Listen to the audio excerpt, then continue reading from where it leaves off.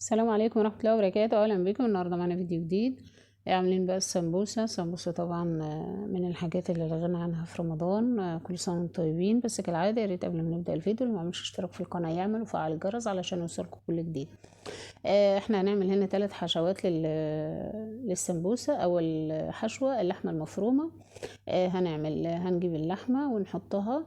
أنا هنا ما حطيتش مادة دهنية للحمة، سبتها بس تاخد صدمة كده وتغير لون، من غير مادة دهنية، لان طبعا السمبوسة هنقليها، فانا مش عايزة ازود فيها مادة دهنية، واللحمة كمان دسمة شوية، فمرضتش احط مادة دهنية. هنا اخدت لون، حطيت عليها بصلتين. طبعا كمية اللحمة اللي احنا عاملينها هنا 1/4 كيلو لحمة، لو انتوا عايزين تزودوا اكتر ماشي مفيش مشكلة. حطيت بصلتين متوسطين فرمتهم في الكبة، ونزلت بيهم على اللحمة، اخدوا لون وتشوحوا معانا ودبلوا، حطيت لهم ملح وفلفل. وبعدين عملت برضو توم، بتاع قصدي فلفل، فرمته برضو في الكبة. برضو مش كتير لان انا عاملة كمية صغيرة، ففرمتهم برضو في الكبة. يبقى انا حطيت البصل الاول وحطيت بعده الفلفل. وبعدين برضو حباية طماطم كده مش كبيرة، انا مش عايزة اللحمة فيها سوائل طبعا علشان هنحشي بيها السمبوسة، فمش عايزة فيها سوائل، فانا حاطة بس حباية طماطم واحدة بس، فرمتها في الكبة برضو ورا البصل والفلفل. وحطيت هديلها برضو التوابل بتاعتها، هظبطها لحد ما اللحمة تتعصج معانا حلو وتنشف بقى، ما يبقاش فيها سوائل خالص. هشيلها بقى احطها في طبق علشان اعمل الفراخ، الحشوة التانية اللي هنعملها للسمبوسة. هنعمل فراخ. يبقى انا هفضي بقى اللحمة كده بعد ما اتعصجت حلو زي ما احنا شايفين في الطبق، وهسيبها جنبي، وهعمل وراها بقى الفراخ. مش عايزين بقى نعمل يعني في مواعين كتير علشان نقتصر معانا الوقت، فهعمل في نفس الطاسة على طول الفراخ ورا اللحمة على طول. مش يعني مش عايزين نتعب نفسنا يعني، لان كده كده احنا هنستعمل اللحمة على طول. فانا حطيتها على طول في طبق، وهشتغل في الفراخ وراها على طول. معايا هنا برضو ربع يعني صدر فرخة، بس ربع، مش نص فرخة يعني، لا ربع واحد بس صدر اللي انا هعمله. فجبته قطعته كده زي ما احنا شايفين مكعبات صغيرة خالص علشان هنحشيها. حطيت بقى الفراخ طبعا علشان مفيش فيها دهون، فحطيت معلقة سمنة بلدي علشان اشوح فيها الفراخ. الفراخ زي ما قلت لكم انا غسلاها ومقطعاها صغير مكعبات كده علشان نحشي بيها السمبوسه. حطيت معلقه سمنه بلدي، وحطيت الفراخ هتاخد تشويحه معايا وتغير لون. في الاثناء دي انا مقطعه بصله برضو على قد الفراخ، يعني احنا على قد الكميه اللي احنا عاملينها هنعمله بصله مقطعاها مكعبات، هنزل بيها على على الفراخ. وبرضو انا مقطعه فلفل الوان مكعبات نفس الحكايه مع الفراخ، علشان طبعا يدينا طعم حلو للفراخ، وعلشان كمان البصل والفلفل يبقى ظاهر معانا مع الفراخ بخلاف اللحمه، يعني الفراخ لانها قطع.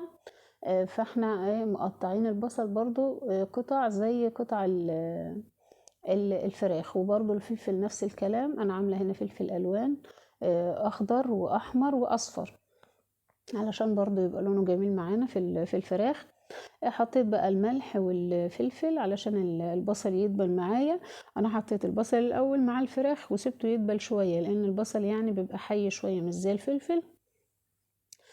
فحبيت احطه الاول ياخد تتبيله معانا مع الفراخ كده، ومع الملح والفلفل يتشوحوا حلو كده ويدبل البصل. وبعد كده هنزل بالفلفل نفس الكلام برضو، هسيبه مفيش، هو مش هياخد معانا وقت ولا حاجه. في الأثناء دي أنا حطيت معلقة صويا صوص، هي مظهرتش في الفيديو، بس أنا حطيت معلقة صويا صوص، وحطيت نص معلقة بابريكا برضو علشان تطعم معايا الفراخ شوية. احنا عارفين ان الفراخ بتحب التوابل أكتر من اللحوم شوية. أنا حطيت بقى نص معلقة بابريكا ومعلقة صويا صوص علشان تطعم معايا الفراخ وتخليها حلو. بعد ما خلصت الفراخ كده واللحمة خلاص جاهزة معايا، هعمل الحشوة التالتة جبنة، اي نوع جبنة عندنا. قطعت فلفلاية برضو وحتة جبنة اللي هحشي بيها مش كتيرة، برضو على قد الحشو اللي احنا عايزينه. طبعا الحشوات دي نقدر هنعمل بقى، ممكن نعمل كمية ونشيلها في الفريزر، وممكن نعمل على قد ما احنا هنعمل مثلا كل يومين ولا حاجة زي ما احنا عايزين يعني. فانا عملت هنا 3 حشوات لحمة مفرومة وفراخ وجبنة. الجبنة عملت عليها فلفلاية قطعتها وحطيت عليها نص معلقة زعتر، نص معلقة بابريكا، نص معلقة فلفل اسمر، بس كده. ما حطيتش على الجبنة حاجة اكتر من كده. وهعمل هنا ايه العجينة اللي هقفل بيها السمبوسة. انا عملت هنا العجينة جت كتير شوية، المفروض معلقتين بس دي يعني مش كتير، بس هما جم كتير معايا. ما حطيتش حاجة، هو الدقيق والمية بس علشان نقفل بيها السمبوسة. هو انا يعني ايه، انا شلت العجينة ديت وعملت بيها تاني، يعني لما خلصت الكمية اللي معايا فما حب اجيب تاني يعني، وهعمل بيها يعني مش هيجرى لها حاجة. حطيت لها شعرة ملح بس يعني سنة كده علشان سنة. طبعا احنا دايما لما بنعمل اي عجين نحط له سنة ملح كده علشان السنة بس، وعلشان يبقى الحاجة ايه فيها بركة كده. هحط المية بقى زي ما احنا شايفين كده، وهقلب الدقيق بالمية كده مع سنة الملح لحد ما يدينا ايه قوام ايه زي العجينة كده السايلة، علشان ايه نقفل بيها السمبوسة معانا. هخلص بقى كده العجينة اللي هعملها اللي هقفل بيها، وكده معايا الحشوات جاهزة والسمبوسة كمان هنا جاهزة. هبدأ بقى ايه ألف بقى السمبوسة، هعملها مثلثات بقى كده علشان أحشي بيها فيها الحشوات بقى. طبعا احنا عارفين السمبوسة بتتعمل كده زي المثلث كده علشان تدينا الشكل اللي احنا عارفينه والمتعارف عليه للسمبوسة. وهقفل بقى، هيجي اخر حتة كده هحط عليها حتة عجينة من اللي احنا عاملينها وهقفلها بقى واظبطها كده. طبعا الحشوات معانا زي ما احنا شايفين، لحم مفرومة، فراخ، جبنة، ممكن نعمله بالبطاطس، بس يعني ايه طبعا مش محبب ان احنا نعمل بطاطس يعني اكتر، بس هي المشهور اكتر للسمبوسة الفراخ واللحمة والجبنة. ممكن على فكرة نستبدل بقى الجبنة هنا بجبنة موتزاريلا أو جبنة شيدر، أي نوع جبنة احنا حابينه. يعني مش هيقول لأ، أي نوع احنا عايزين نعمله في السمبوسة ما بتقولش لأ. بس طبعا عندنا اللحمة والفراخ أساسي طبعا في السمبوسة. فاحنا عملنا بقى ايه الحشوات اللي احنا شايفينها كده زي ما احنا شايفين. هنخلص بقى الكمية كده زي ما احنا شايفين كلها زي ما قلنا بنعملها مثلث كده ونقفل عليها على طول ونحشيها في قلبها، سواء جبنة سواء فراخ سواء لحمة.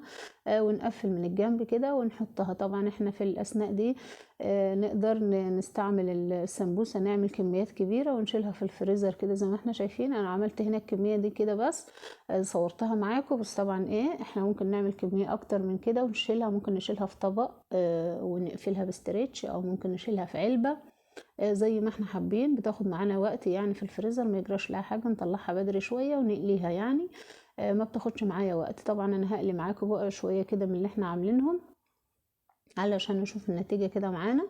هحط زيت. طبعا السمبوسة بتتقلي بزيت مش بسمنة علشان السمنة ما تقفش فيها. فهحط بقى زيت يكون يعني كتير شوية، مش زيت قليل علشان ما تنشفش معانا. في ناس ممكن تعملها في الفرن بس طبعا انا جربتها في الفرن برضو قبل كده فنشفت كده ما بقتش قد كده يعني. فطبعا اللي حابب برضو يعملها في الفرن او يعملها يعني في القلاية بتاعت البطاطس، عشان مثلا اللي مش حابب يعمل بالزيت برضو براحتكم يعني. ليها كذا طريقة في التسوية يعني، بس الطريقة المعتادة برضو طبعا اللي احنا عارفينها ان هي بتتقلي في الزيت زي ما احنا شايفين كده. هقلي بقى الكمية كلها زي ما احنا شايفين على طول، هي بتاخدش وقت معانا على طول في ثانية ونطلعها. ما شاء الله يعني الكمية ما بتاخدش وقت معانا في القلية يعني. لو احنا حابين بقى نعملها ونخزنها بقى في الفريزر كده طول رمضان نشتغل منها. جربوا الطريقة بقى وقولوا لي ايه رأيكم. ولو عجبكم الفيديو يا ريت ما تنسوناش في لايك وشير وتدعمونا كده. كل سنة وانتم طيبين ورمضان كريم كده عليكم يا رب، ويا رب يفرح بولادكم كل ده ويعود عليكم الأيام بخير، ويرزقنا ويرزقكم يا رب بالخير والصحة والسعادة. شايفين ما شاء الله. عايزة أقول لكم السمبوسة حاجة جميلة، طعمها تحفة. يعني مش عايزة أقول لكم ما باتتش يعني ما شاء الله بألف هنا. طعمها تحفة يعني. كل سنة وانتم طيبين، دعمونا كده بلايك وشير. كل سنة وانتم طيبين، سلام عليكم.